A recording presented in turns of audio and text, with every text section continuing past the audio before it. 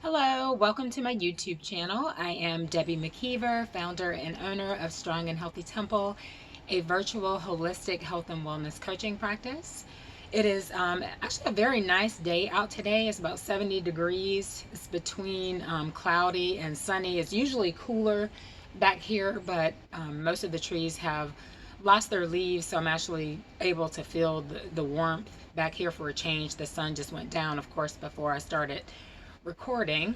Anyway, today I wanted to talk about a topic that I've already covered on my podcast as well as in my blog, but at the urging of or at the suggestion of a very special person in my life, I decided to go ahead and record it for YouTube as well, because he did remind me that, I may not necessarily have the same audience for all of the platforms. So I thought it was an important enough topic to talk about here as well.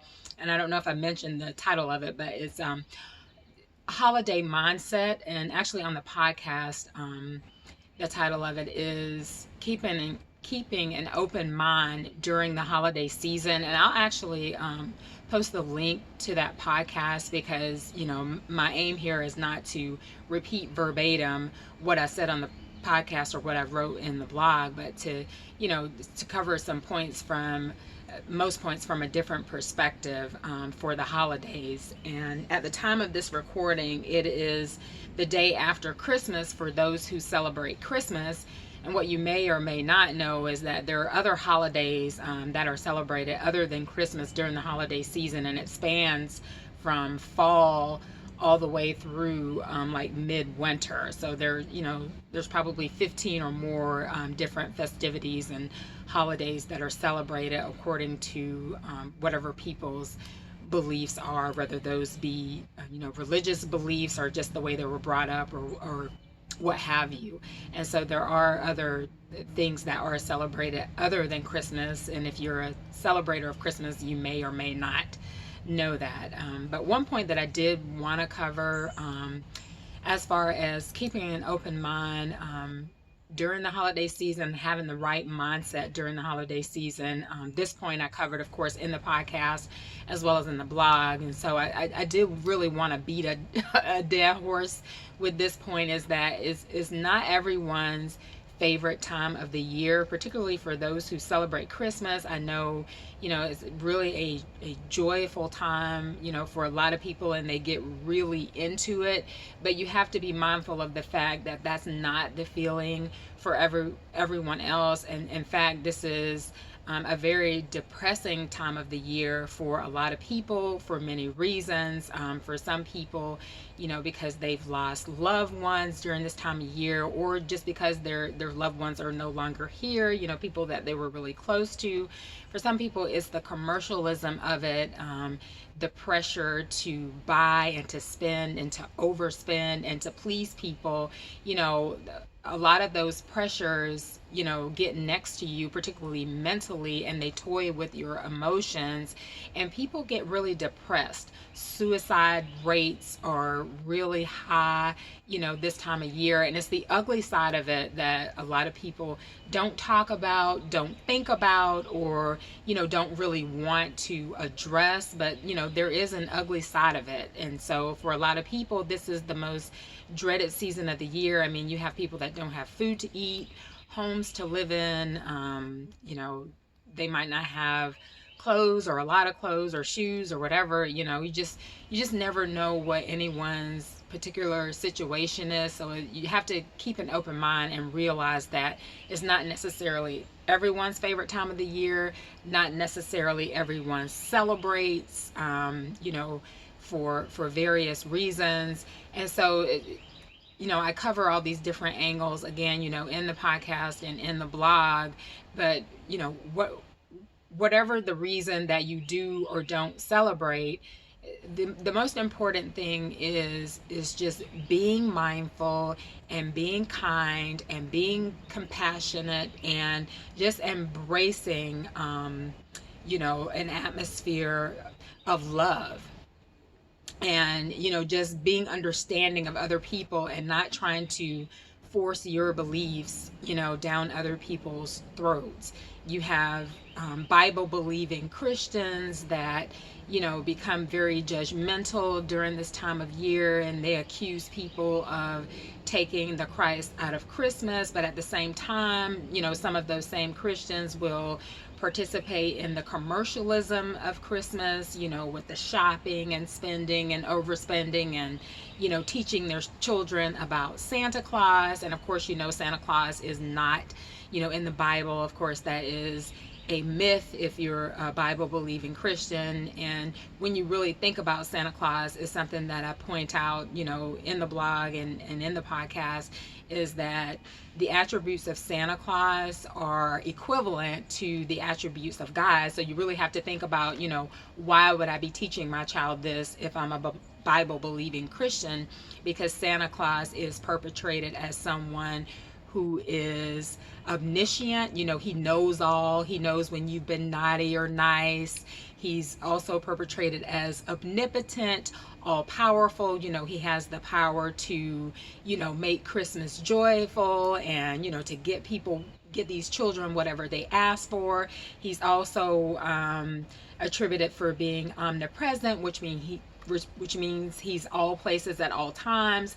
So at midnight he's able to deliver all these toys all over the world, at the same time. So, and those are attributes that only belong, of course, to the creator of the universe. So you really have to examine, if you're going to judge other people for taking what you believe to be Christ's birthday, if you're going to judge them, then you can't be hypocritical and participate in the commercialism of it as well. And so you just have to be open to the fact that people believe different than you.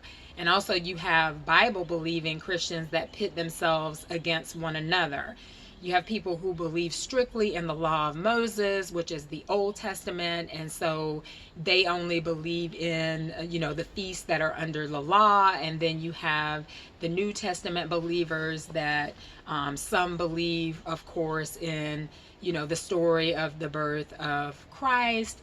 And even when you think of this story realistically, because I've read the Bible, so many times from cover to cover, and really studied the Bible also, not just, read it, but I've also studied the Bible. I studied it from a Hebraic perspective, from, in the Greek, for the New Testament. And so there's really no command in the Bible whatsoever to celebrate the birth of Christ. You get the story of the birth of Christ, but there's no command there to celebrate his birthday. And also there's no evidence of when this birth would have actually taken place. And so people say, well, it's just the day that we observe it. Well, yet and still, the command is not there anywhere in the Bible, including the New Testament, to celebrate his birthday. When you look at the ascension of the character of Christ, he said, go out and preach the gospel of the world. Nowhere did he say, make sure you remember my birthday and celebrate my birthday. So the command is not there. So again, we still have to remove the judgment. And I'm not saying that to judge people. I'm just saying that so that you can open your mind to the fact that realistically the command is not there. So you really don't have the right to judge others who, don't celebrate it for that purpose. And then you have the New Testament believers that, practice the newer forms of Judaism, and they only celebrate the Feast of Dedication, because technically the only holiday that is mentioned, surrounding this the holiday season is the Feast of Dedication. And so they don't believe that you should celebrate Christmas. They celebrate that feast instead. But then you have those who are, again, who celebrate strictly who believe strictly in the Old Testament. And so they believe that the New Testament is fabricated, because in the evidence for the New Testament, according to what was founded in the caves of Qumran, and you might know it as the Dead Sea Scrolls, there's actually no evidence whatsoever for the New Testament. And so the people that live strictly by the law of Moses believe that the New Testament is completely fabricated. And so there's no evidence for the Feast of Dedication. Of course, in the Old Testament, there's 7 feasts that are discussed in the Old Testament, and the Feast of Dedication is not one of those. The only place that you find for the Feast of Dedication is in the book of John, and I can't remember specifically what chapter it is, but it is in the book of John in the New Testament. And so my whole point is that everyone has varying beliefs, and so just because you believe that what you think is right doesn't necessarily mean that it is, because there's always going to be somebody, to argue that what you believe is wrong, and then they're going to put forth their argument for why they believe what you believe is wrong. And so, for me, it's just a time of, all the things that I mentioned. It's a time of love and joy and compassion and, celebration. It really should be that way, all year. These are things that these are attributes that we should show forth, all year. But I believe especially during the holiday season, just because there's so much focus on it. And just remember to be, open-minded. Remember that people do have varying beliefs, and remember that what you believe just may very well, be wrong. And so you really don't have the right to try to force, your beliefs down someone else's throat. There are people who believe that the Bible is allegorical altogether, and then there are people who believe that the Bible is, literal, that these are literal events in history. There's evidence that the Bible was, abstracted from, ancient African writings, ancient Ethiopia, and ancient Egypt. And so you'll see similarities in stories that were written, literally thousands of years before, tens of thousands of years before there was a Bible. So instead of, being argumentative and judging and, thinking of reasons why people should do this, that, or the other, just be open and let people celebrate the way that, that they feel good about celebrating. And most importantly, keep in mind that for some people, it is a bad time of the year. The only thing that I would say as far as spending, don't feel pressured, to spend a lot, because really it's not the gift, but it's the giver, and it's the intent of the heart. If somebody's making you feel bad, about something that you've given them, then maybe that's not the right person in your life. If I've got to, spend a bunch of money on you to prove that I love you, then, maybe I need to examine that relationship.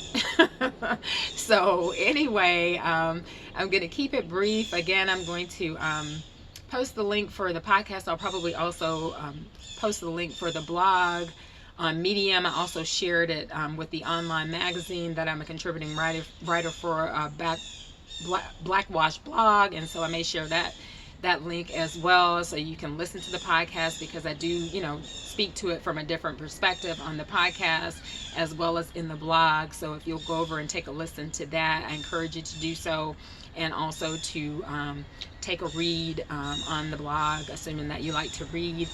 And so anyway, with that being said, I'm going to wrap it up, because this is a gorgeous day. You can see that the sun has come back out, and so I'm going to enjoy this absolute gorgeous day. And the birds are enjoying it with me as well. They're making noises. So thank you for watching. If you like the video, please give it a thumbs up. I would encourage you to subscribe to my YouTube channel. Hit the bell icon to receive notifications of when I release new videos. Thank you again for watching, and make it a fantastic day. I hope it's lovely where you are.